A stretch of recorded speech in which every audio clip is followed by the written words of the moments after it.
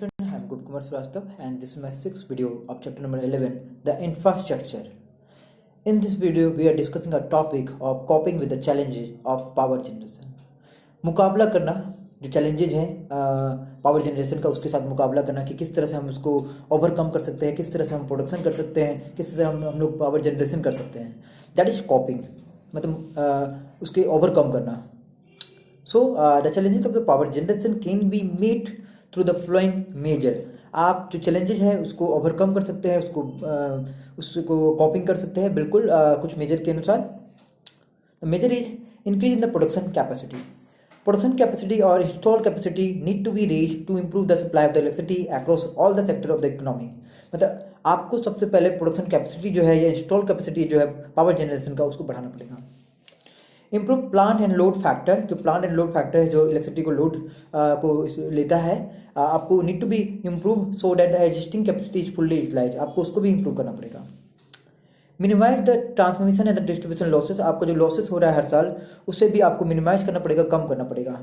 The transmission and the distribution must be minimise so that the actual ability of the electricity improve. However, this requires the huge investment in the maintenance and the upgradation of the existing plant. It is difficult task. ये बहुत ही एक difficult task है जिसमें transmission या losses को रोकना, या इसे हम लोग इम्प्रूव कर सकते हैं इलेक्ट्रिसिटी अपना पावर को. Improve the supply of the input to the power plant. जो पावर प्लांट में जो इनपुट यूज किया जाता है उसका सप्लाई का इम्प्रूव करना या बढ़ाना. Thermal power plant in India often suffer shortage of the input. जो थर्मल पावर प्लांट है जिससे हम लोग इलेक्ट्रिसिटी को जनरेट करते हैं, वो हमेशा शॉर्टेज में रहता है. Need to be regular supply of the coal. हमें हमेशा रेगुलर सप्लाई चाहिए कोयला का. This would ensure the fuller utilization of the existing plant capacity. ये हमारा जो फुलर यूटिलाइज करेगा हमारा एग्जिस्टिंग प्लांट कैपेसिटी को. Encourages privatization and the FDI in the power generation.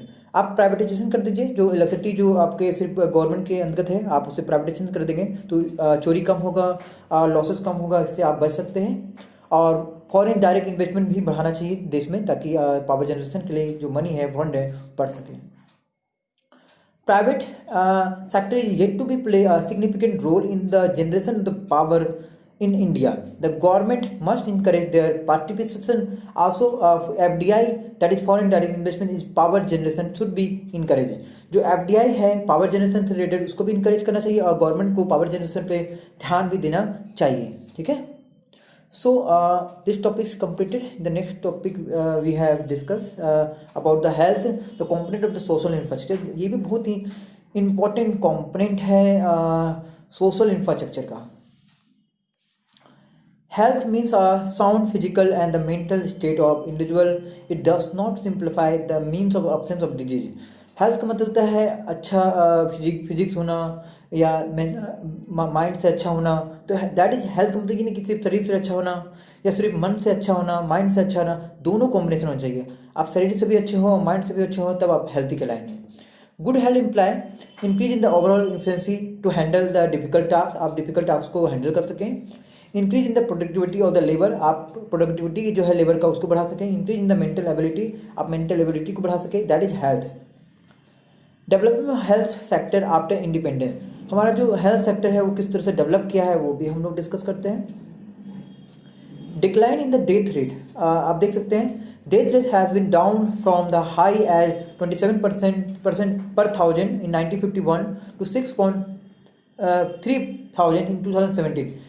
हमारा जो डेथ रेट जो पहले 27 पर थाउजेंड था, आज 6.3 पर थाउजेंड है 2017 में. करेंट का जो ये डाटा है, जिससे हमें लगता है कि हमारा जो हेल्थ सेक्टर है बहुत अच्छा बढ़ा है.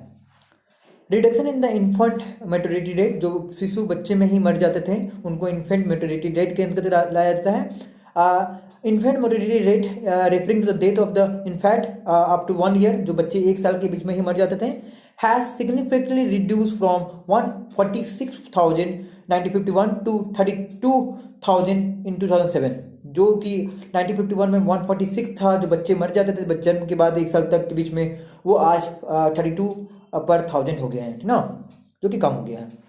Rise in the expectancy of life. जो लाइफ का जो एक्सपेक्टेंसी था, जो लाइफ लॉन्ग जो था, वो बढ़ गया है. पहले 32 ईयर 1951 में था, जो कि आज बढ़ के 69.4% हो गया 2018 में. ये भी अच्छी बात है। Control over the deadly disease like the malaria, tuberculosis मतलब TB, cholera, smallpox has been brought under control. अब वो कंट्रोल में है, अब इसे कम किया गया है। Decline in the under 5 mortality rate. Under 5 mortality rate has declined significantly from 248 per thousand in 1960 to 39 per thousand. इसे भी कम किया गया है, ठीक है। सो आप देख सकते हैं यहाँ पे हमारे पास एक टेबल है जिसमें एक्सपेंशन ऑफ हेल्थ सेक्टर दिखाया गया है कि मेडिकल जो कॉलेज है, आप देख सकते हैं 1951 में जो 28 था वो 2017 में 460 हो गया है। इस तरह से हर चीज़ बताया गया, डिस्पेंसरी जो हो या मेडिकल हो या कम्युनिकेटिव हेल्थ सेक्टर हो या डॉक्टर हो या नर्सें हो, सभी में बढ़ोतरी हुआ है, सब कुछ बढ़ा है, ठीक है। तो इस प्रकार से हेल्थ सेक्टर में बहुत ही ज़्यादा बदलाव आया है। तो इस टेबल के बारे में, चार्ट के बारे में और भी डिटेल से लिखा गया है यहाँ पे। Health care system in India. अब भारत का जो हेल्थ केयर सिस्टम है उसे भी दिखाया गया है यहाँ पे, जिसको 3 सेक्टर में बांटा गया है, 3 टायर में बांटा गया है।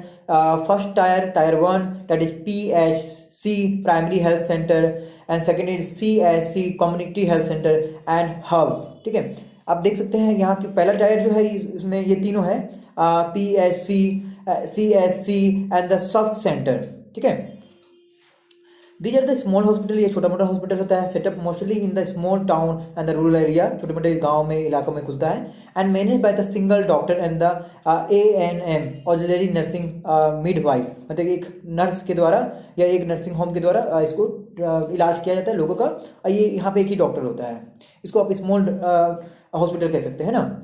This center focus on the educating the people on the issue the related to the health care. यहाँ पे इसका एम एक और एम होता है कि लोगों को जागरूक करें हेल्थ के बारे में, and provide the immunisation facility against the infection diseases, और लोगों को इन्फेक्शन होने से बचाए, ठीक है। Preliminary treatment is offer to the patient within the manageable limit, मतलब यहाँ पे प्राइमरी जो इलाज होता है वो दिया जाता है, ठीक है। सेकेंड टायर जो है वो सेकेंडरी हेल्थ केयर इंस्टीट्यूशन है। दिस इंस्टीट्यूशन अपडेटेड, ये थोड़ा सा बहुत ज़्यादा एडवांस होता है, have been facilitated the surgery के लिए ECG, एक्सरे, ये सब फैसिलिटी यहाँ पे मिलता है।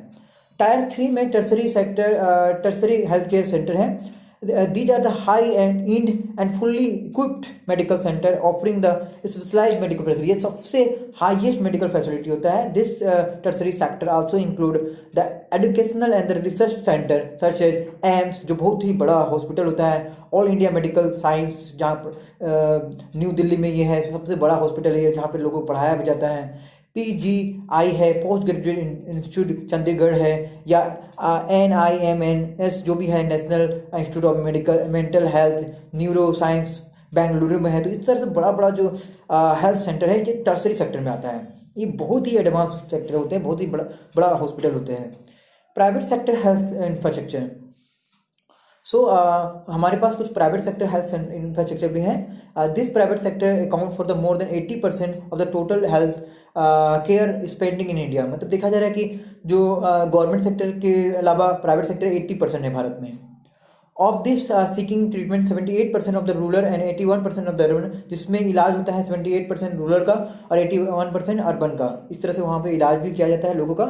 Private sector in health care has gain a dominated presence in all the sub market, मतलब इनका बहुत ही बड़ा रोल है मेडिकल एजुकेशन में, ट्रेनिंग में, मेडिकल टेक्नोलॉजी में, हर जगह में ये प्राइवेट सेक्टर जो हेल्थ सेक्टर है बहुत ही अच्छा परफॉर्मेंस दिया है, ठीक है। तो health as a emerging challenge, health बहुत ही इमर्जिंग चैलेंज है, जिसको जैसे कि consistent effect since the independence has produce a good result in the area of health. जो लगातार हमारा जो हेल्थ सेक्टर में इम्प्रूवमेंट हुआ, जिसकी वजह से सोशल इंफ्रास्ट्रक्चर को हम लोग बहुत आगे बढ़ाए हैं। It is significantly that rate has be subsidy reduce, जो डेथ रेट है वो कम हो गया, जो बर्थ रेट है वो हैज़ सिग्निफिकेंटली डिक्लाइन, जो बर्थ रेट है वो भी कम हुआ है। इन्फॉर्म मेडिडिटी हैज़ कम टू डाउन, वो भी कम हुआ है। तो इस तरह से बहुत ही बेहतर हुआ है, ये चैलेंजेस को हम लोग कवर किए हैं, ठीक है। तो देख सकते हैं यहाँ पे unequal distribution of health care system services था। कम्युनिकेबल डिजीज हैं, जिसमें एड्स हो गया, HIV हो गया, सार्स हो गया, बहुत सारा तरह का बीमारी होता है। पुअर मैनेजमेंट होता है, जिसकी वजह से हेल्थ सेंटर हमारा अच्छा नहीं होता है, जो गवर्नमेंट में आपको देखने मिलेगा गवर्नमेंट हॉस्पिटल में। फिर प्राइवेटाइजेशन में जो आपकी फैसिलिटी अच्छा देता है। पुअर अर्न की मेंटेनेंस दिखाया जा रहा है कि जहाँ पे कि किसी गवर्नमेंट हॉस्पिटल में किस प्रकार का पुअर हेल्थ की मेंटेनेंस है, पुअर सैनिटेशन लेवल है, जिसकी वजह से हेल्थ आज भी थोड़ा सा दिक्कत में है, और ये आपको गवर्नमेंट हॉस्पिटल में देखने को मिलता है। फिर आते हैं हम लोग इंडियन सिस्टम ऑफ मेडिसिन में, जिसमें इंडियन सिस्टम ऑफ मेडिसिन के बारे में डिस्कस किया गया है। ठीक है, तो ये आयुर्वेद के बारे में है, आयुर्वेदा के बारे में है, यूनानी के बारे में है, सिद्धा के बारे में है। तो हमारे जो भारत में मेडिसिन जो है, खुद का मेडिसिन जो है, उसके बारे में बात किया गया है, जिसको हम लोग इंडियन सिस्टम ऑफ मेडिसिन कहते हैं। ठीक ना, चलिए कोई बात नहीं, लाइट कट गया है और हमारा ये वीडियो भी कंप्लीट हो गया है, इसलिए मैं दिखाई नहीं दे रहा हूँ, तो ये बड़ी बात नहीं है। ठीक है, तो ये चैप्टर हमारा अच्छे से कंप्लीट हो जाता है ना। चलिए हम लोग कैमरा बंद ही कर देते हैं, है ना। कैमरा बंद हो गया, देखिए, और हम लोग इसको अच्छे से कंप्लीट कर दिए। So this video is completed totally and must read about this book, this chapter. आप इसे अच्छे से पढ़ें, कंप्लीट करें और सभी क्वेश्चन को अटेम्प्ट करें। आप जितना बार इसको पढ़ेंगे, आप पॉइंट याद रखें एग्जाम में, तो आपको ये बहुत ही बेहतर होगा, बहुत ही अच्छा रहता है। ठीक ना। So thank you, this video is completed, thank you.